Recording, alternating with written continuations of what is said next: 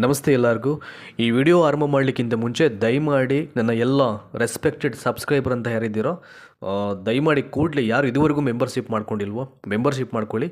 Membership ಮಾಡ್ಕೊಳ್ತಕ್ಕಂಥ links ನಿಮಗೆ description ಬಾಕ್ಸಲ್ಲಿ available ಇದೆ. ಹಾಗೆಯೇ ಡಿಸ್ಕ್ರಿಪ್ಷನ್ ಬಾಕ್ಸ್ ಒಂದ್ಸಲ ಓಪನ್ ಮಾಡ್ತು ಅಂತಂದರೆ ನಿಮಗೆ ಅಲ್ಲಿ ವಾಟ್ಸಪ್ ವಾಹಿನಿಯ ಲಿಂಕ್ ಇದೆ, ಟೆಲಿಗ್ರಾಮ್ ವಾಹಿನಿಯ ಲಿಂಕ್ ಇದೆ. ಎಲ್ಲನೂ ಕ್ಲಿಕ್ ಮಾಡಿ ಜಾಯ್ನ್ ಆಗಿ ಎವ್ರಿ ಡೇ ಎಜುಕೇಷನ್ಗೆ ಪೂರಕವಾದಂಥ ಎಲ್ಲ ಇನ್ಫಾರ್ಮೇಷನ್ಸು ನಿಮಗೆ ಶೇರ್ ಆಗ್ತಾ ಬರ್ತಾ ಇರುತ್ತೆ. ಈಗಾಗಲೇ ಸಾಕಷ್ಟು ಜನ ಅಲ್ಲಿಗೆ ಐ ಥಿಂಕ್ ಜಾಯ್ನ್ ಆಗ್ತಾ ಇದ್ದಾರೆ. ಅವರಿಗೆ ಬೇಕಾದಂಥ ಅಪ್ಡೇಟ್ಸು ಪಡ್ಕೊಳ್ತಾ ಹೋಗ್ತಾ ಇದ್ದಾರೆ. ಆ್ಯಂಡ್ ಹಾಗೆಯೇ ಕೆಲವೊಂದಷ್ಟು TET ಮತ್ತು ಈ previous year GPSTR question paper ಬಿಡಿಸಿರ್ತಕ್ಕಂಥ ಫ್ರೀ ಆಫ್ ಕಾಸ್ಟಲ್ಲಿ ವಾಚ್ ಮಾಡ್ತಕ್ಕಂಥ ಲಿಂಕ್ಸ್ ಕೊಟ್ಟಿದ್ದೀನಿ, ಕ್ಲಿಕ್ ಮಾಡಿ ಅದನ್ನು ಕೂಡ ನೀವು ನೋಡ್ಬೋದು. ಯಾವುದೇ ರೀತಿ ಅಮೌಂಟನ್ನು ಅದಕ್ಕೆ ಪೇ ಮಾಡೋ ಅವಶ್ಯಕತೆ ಇಲ್ಲ ನೀವು, ಆಯಿತಾ.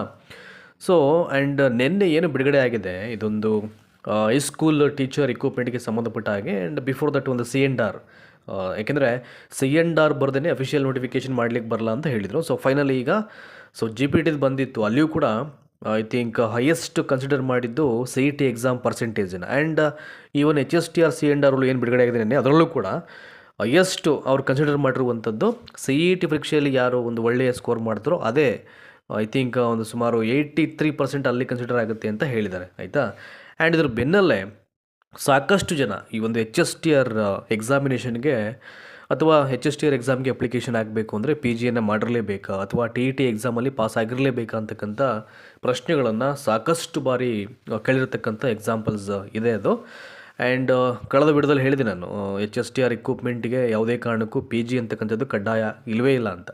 ಸೊ ಬೇಸಿಕ್ ಕ್ವಾಲಿಫಿಕೇಷನ್ HSTR ನೇಮಕಾತಿಗೆ ಏನು ಡಿಗ್ರಿ ಪ್ಲಸ್ B.Ed ಇಷ್ಟು ಫಸ್ಟೇ, ಡಿಗ್ರಿ ಪ್ಲಸ್ B.Ed ಪದವಿ ಮತ್ತು B.Ed ಪದವಿ ಇವೆರಡಿದ್ರೆ ನೀವು HSTR ನೇಮಕಾತಿಗೆ ಅಪ್ಲಿಕೇಶನ್ ಆಗ್ಬೋದು. ಅಥವಾ ಅವರು BA ಮಾಡಿರೋರು ಅವರಿಗೆ ಪೂರಕವಾದಂಥ ವಿಷಯಗಳಿಗೆ ಅಪ್ಲಿಕೇಶನ್ ಸಲ್ಲಿಸ್ತಾರೆ. ಅಥವಾ BSc ಆದವರು ಅವರು ಸೈನ್ಸ್ ಬ್ಯಾಕ್ಗ್ರೌಂಡ್ ಇರುತ್ತೆ, ಅವರು ಸೈನ್ಸ್ಗೆ ಅಲ್ಲಿ ಕಾಲ್ಫರಲ್ಲಿ ಬಂದಂಥ ಸಬ್ಜೆಕ್ಟಿಗೆ ಸೈನ್ಸ್ ಬೇಸ್ ಮೇಲೆ ಅವ್ರು ಅಪ್ಲಿಕೇಶನ್ ಹಾಕ್ತಾರೆ. ಅದೆಲ್ಲ ನಿಮಗೆ ಗೊತ್ತೇ ಇದೆ. ಮತ್ತು ಇತರೆ ಈ ಪದವಿಗಳು ಅಂತ ಹೇಳಿದರೆ ಅದನ್ನು ಮುಂದಿನ ದಿನಗಳಲ್ಲಿ ಇಲಾಖೆನ ಇತರೆ ಪದವಿಗಳು ಅಂದರೆ ಯಾವ್ಯಾವ ಪದವಿಗಳು ಇರುತ್ತೆ ಅಂತ ಅಂದ್ಬಿಟ್ಟು ಅವರೇ ಸ್ಪಷ್ಟವಾಗಿ ಹೇಳಬೇಕು. ಅದು ಸ್ವಲ್ಪ ಸ್ಪಷ್ಟತೆ ಇಲ್ಲ, ಗೊತ್ತಾಗುತ್ತೆ, ಅದು ಕೂಡ ಬರ್ಬೋದು. ಸೊ ವಿತಿನ್ ಫ್ಯೂ ಡೇಸಲ್ಲಿ ಅದು ವೆಯ್ಟ್ ಮಾಡೋಣ.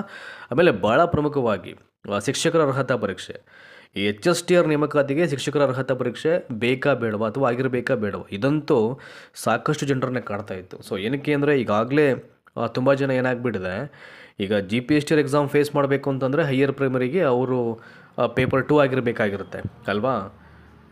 ಇನ್ನು ಹೈಸ್ಕೂಲ್ಗೆ ಬೇಕಾದಂಥ ಕ್ವಾಲಿಫಿಕೇಷನ್ ಅವರೆಲ್ಲರಿಗೂ ಇರ್ತಿದೆ. ಬಟ್ ಆದರೆ GPT ಬೇಕಾದಂಥ ಕ್ವಾಲಿಫಿಕೇಷನ್ ಇದ್ದರೂ ಪಾಪ ಕೆಲವಷ್ಟು ಜನ B.Ed ಮಾಡಿಕೊಂಡು TET ಪೇಪರ್ 2ನಲ್ಲಿ ಅರ್ಹತೆಯನ್ನು ಗಳಿಸಿರಲ್ಲ. ಸೊ ಅವರು ಹೇಗಾದರೂ ಅಟ್ಲೀಸ್ಟ್ ಇದು TET ಆಗದೇ ಇದ್ದರೂ ಏನಾದರೂ ಬೇರೆ ಅಪ್ಕಮಿಂಗ್ ಹೈಸ್ಕೂಲ್ದು ನೋಟಿಫಿಕೇಷನ್ ಆದಾಗ ಏನಾಗುತ್ತೆ, ಸೊ ನಮಗೊಂದು ಅವಕಾಶ ಸಿಗ್ಬೋದು ಅಂತಕ್ಕಂಥ ಹಿನ್ನೆಲೆಯಲ್ಲಿ ಈ ಎಲ್ಲ ಪ್ರಶ್ನೆಯನ್ನು ಸಾಕಷ್ಟು ಬಾರಿ ಅವ್ರು ಕೇಳಿರ್ತಾರೆ. ಈ ಹೈಸ್ಕೂಲ್ ರಿಕ್ರೂಟ್ಮೆಂಟ್ ಪ್ರಾಸೆಸ್ಗೆ TET ಎಕ್ಸಾಮಿನೇಷನ್ ಕಡ್ಡಾಯನ ಹಾಗೆ ಹೇಗೆ ಅಂತಂದ್ಬಿಟ್ಟು. ನೋಡಿ, ನಿನ್ನೆ ಬಂದಿದ್ದಂಥ ನೋಟಿಫಿಕೇಷನ್ ಇದು, ಅಂದರೆ ಡ್ರಾಫ್ಟ್ ರೂಲ್ ಇದು C&Rದು. ಇಲ್ಲೆಲ್ಲಿಯೂ ಕೂಡ ನಾನು ಆವಾಗಲೇ ಹೇಳಿದಾಗೆ TET ಪರೀಕ್ಷೆಯ ಬಗ್ಗೆ ಯಾವುದೇ ರೀತಿಯ ಪ್ರಸ್ತಾಪವನ್ನು ಮಾಡಿಲ್ಲ. At the same time PG compulsory HSTRಗೆ ಅಂತಕ್ಕಂಥ ಯಾವುದೇ ಪ್ರಸ್ತಾಪಗಳು ಇಲ್ಲಿ ಇಲ್ಲ. ಹಾಗಾಗಿ ದಯಮಾಡಿ ಯಾರೂ ಕೂಡ ಪ್ಯಾನಿಕ್ ಆಗಬೇಡಿ.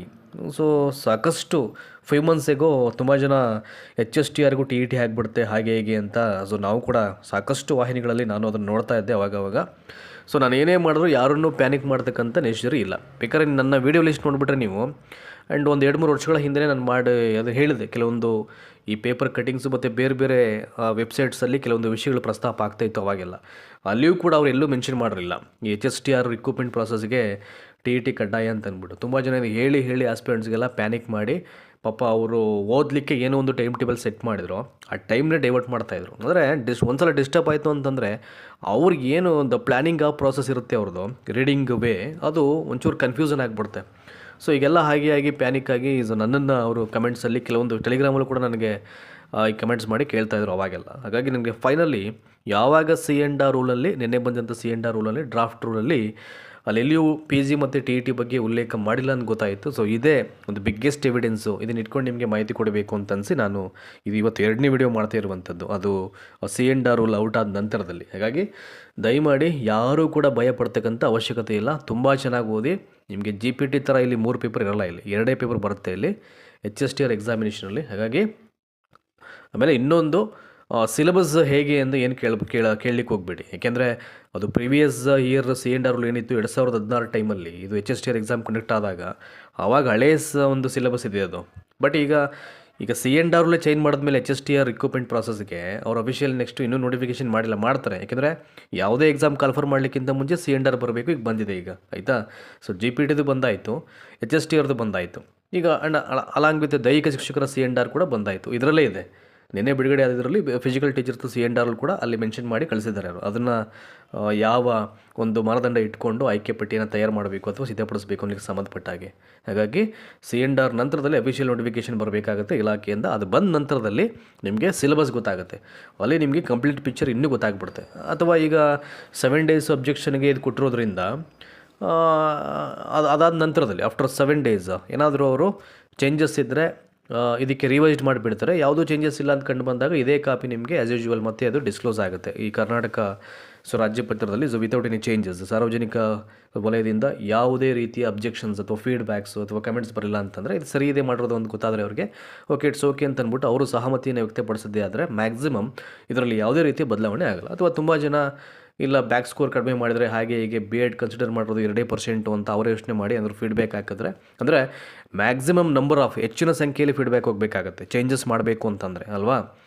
ಈಗ ಒಂದು 500ರಿಂದ 1000 ಅಥವಾ 1000 ಅಬ್ಜೆಕ್ಷನ್ ಆಗ್ತಾರೆ ಅಂತಂದರೆ ಅದರಲ್ಲಿ highest number of objections back score ಬೇಕು ಅಂತ ಹೇಳಿದ್ರೆ ಏನಾದರೂ ಚೇಂಜಸ್ ಮಾಡ್ಬೋದು. ಹೈಯೆಸ್ಟ್ ನಂಬರ್ ಆಫ್ ಅಬ್ಜೆಕ್ಷನ್ಸ್ ಬಂದು ಇಲ್ಲ ಬ್ಯಾಕ್ ಸ್ಕೋರ್ ಬೇಡ, ಅದು CETಗೆ ಫೋಕಸ್ ಮಾಡಿ ಅಂತಕ್ಕಂಥ ಫೀಡ್ಬ್ಯಾಕ್ ಹೋಯಿತು ಅಂತಂದರೆ ಅವಾಗೇನಾಗುತ್ತೆ ಇದೇ ಕಾಪಿಯನ್ನು ಅವರು ಯಾವುದೇ ಚೇಂಜಸ್ ಮಾಡದೆ ಬಿಡುಗಡೆ ಮಾಡ್ತಾರೆ ಸೊ ಕರ್ನಾಟಕ ರಾಜ್ಯ ಪತ್ರದಲ್ಲಿ. ಹಾಗಾಗಿ ವೆಯ್ಟ್ ಮಾಡಬೇಕಾಗತ್ತೆ. ಇದಿಷ್ಟು ನಿಮಗೆ ಇನ್ನೊಂದು ಸಲ ಹೇಳ್ತಾ ಇದ್ದೀನಿ, ಈ HSTR ನೇಮಕಾತಿಗೆ ಯಾವುದೇ PGನೂ ಕಡ್ಡಾಯ ಇಲ್ಲ, ಯಾವುದೇ TET ಪರೀಕ್ಷೆಯಲ್ಲಿ ಕಡ್ಡಾಯ ಇಲ್ಲ. ಸೊ ಯಾರೆಲ್ಲ ಆಸ್ಪಿರೆಂಟ್ಸ್ಗೆ ಇದಕ್ಕೆಲ್ಲ ಕಂಪಲ್ಸರಿ ಆಗುತ್ತೆ ಅಂತ ಹೇಳಿ ಪ್ಯಾನಿಕ್ ಮಾಡಿದರು. ಸೊ ನಿನ್ನೆ ಇಲಾಖೆಯಿಂದ ಬಂದಂಥ ಇದೊಂದು ಡ್ರಾಫ್ಟ್ ರೂಲ್ ಏನಿದೆ ಅವ್ರಿಗೆಲ್ಲ ಒಂದು ದೊಡ್ಡ ಉತ್ತರವಾಗಿ ಇದೊಂದು ಪ್ರತಿ ಸಾಕ್ಷಿಯಾಗಿದೆ. ಸೊ ನನಗೂ ಐ ಥಿಂಕ್ ನಮಗೂ ಭಾಳ ಖುಷಿ ಇದು. ನಾನು ಇಲ್ಲಿಯೂ ಕೂಡ TET ಕಂಪಲ್ಸರಿ ಅಂತೂ ಹೇಳಿರಲಿಲ್ಲ ಇಲ್ಲಿ. ಹಾಗಾಗಿ ಫೈನಲಿ ಎಲ್ಲೋ ಸಮ್ವೇರ್ ನಾನು ಅವತ್ತಿನ ಟೈಮಲ್ಲಿ ನಾನು ಮಾಡಿದಂಥ ವೀಡಿಯೋಗಳಿಗೆ ನನಗೆ ಈಗ ತೃಪ್ತಿ ಸಿಗ್ತಾ ಇದೆ. ಸೊ ಅವತ್ತು ನಾನು ಯಾರನ್ನೂ ಪ್ಯಾನಿಕ್ ಮಾಡಲಿಲ್ಲ ನಾವು. ಸೊ ಏನು ಹೇಳಬೇಕು ಕೆಲವೊಂದು ದಾಖಲೆ ಇಟ್ಕೊಂಡು ಅವತ್ತು ಹೇಳಿದೆ. ಆ್ಯಂಡ್ ಇವತ್ತು ಅಧಿಕೃತ ದಾಖಲೆ ಸಿಗ್ಬಿಡಿದೆ ನಮಗೆ. ಇದಕ್ಕಿಂತ ದೊಡ್ಡ ಒಂದು ಖುಷಿ ಬೇರೊಂದಿಲ್ಲ. ಹಾಗಾಗಿ ದಯಮಾಡಿ ಎಲ್ರಿಗೂ ಒಳ್ಳೆಯದಾಗಲಿ. ನೀವು ಮನಸ್ಸು ಮಾಡ್ತು ಅಂತಂದರೆ ನೀವು GPT ಎಕ್ಸಾಮ್ಗಿಂತ HSTR ಎಕ್ಸಾಮ್ಗೆ ಫೋಕಸ್ ಮಾಡಿಬಿಟ್ರೆ ನೀವು ಇದರಲ್ಲೇ ಕ್ಲಿಕ್ ಆಗಿಬಿಡ್ಬೋದು. ಇಲ್ಲಿ 2 ಪೇಪರು ಆರಾಮಾಗಿ ಬರಿಬೋದು. ಇಲ್ಲಿ ನನಗೆ ಗೊತ್ತಿರಂಗೆ ಯಾವುದೇ ರೀತಿಯ ವಿವರಣಾತ್ಮಕ ಮಾದರಿಯ ಉತ್ತರಗಳು ಇಲ್ಲಿ ಇರಲ್ಲ ಅಂತ ಅನ್ಕೋತೀನಿ ನಾನು, ಆಯಿತಾ. ಹಾಗಾಗಿ ಒಂದು ಸಬ್ಜೆಕ್ಟ್ ಪೇಪರು ಪ್ಲಸ್ ಇನ್ನೊಂದು ಜನರಲ್ ಪೇಪರ್ ಬರುತ್ತೆ ಅಂತ ಅನಿಸುತ್ತೆ. ನೋಡೋಣ, ಎಲ್ಲವನ್ನು ಹೇಳ್ತೀನಿ ನಾನು. ಅದು ಮುಂದಿನ ದಿನಗಳಲ್ಲಿ ಇದಕ್ಕೆ ಸಂಬಂಧಪಟ್ಟಂಥ ಪೇಪರ್ಸ್ ಹೇಗಿರುತ್ತೆ, ಏನು ಕತೆ ಎಲ್ಲವನ್ನು ಕಲೆ ಹಾಕಿ ನಿಮ್ಗೆ ಏನೆಲ್ಲ ಮ್ಯಾಕ್ಸಿಮಮ್ ಹೇಳಲಿಕ್ಕೆ ಸಾಧ್ಯ ಇದಕ್ಕೆ ಸಂಬಂಧಪಟ್ಟಾಗ ಎಲ್ಲವನ್ನು ಹೇಳೋ ಪ್ರಯತ್ನ ಅಂತೂ ನಮ್ಮ ವಾಹಿನಿಯಲ್ಲಿ ಇದ್ದೇ ಇರುತ್ತೆ. ಹಾಗಾಗಿ ದಯಮಾಡಿ ವಿಡಿಯೋ ಮುಗಿಸ್ಲಿಕ್ಕಿಂತ ಮುಂಚೆ ಮೆಂಬರ್ಶಿಪ್ ಮಾಡ್ಕೊಳ್ಳಿ. ಸಾಧ್ಯವಾದಷ್ಟು ಎಲ್ಲ ಮೆಂಬರ್ಸ್ಗೆ ನಾವೇನೆಲ್ಲ ಅಡ್ವಾಂಟೇಜ್ ಮಾಡಬೇಕು, ಅವ್ರಿಗೇನು ಪರ್ಕ್ಸ್ ಕೊಡಬೇಕು, ಅವ್ರಿಗೆ ಕಮೆಂಟ್ಸ್ ಮಾಡಬೇಕು ಕ್ವಶನ್ಸ್ಗೆ, ಎಲ್ಲ ನಮ್ಮ ಕಡೆಯಿಂದ ಅದಾಗೇ ಆಗುತ್ತೆ. Thank you so much.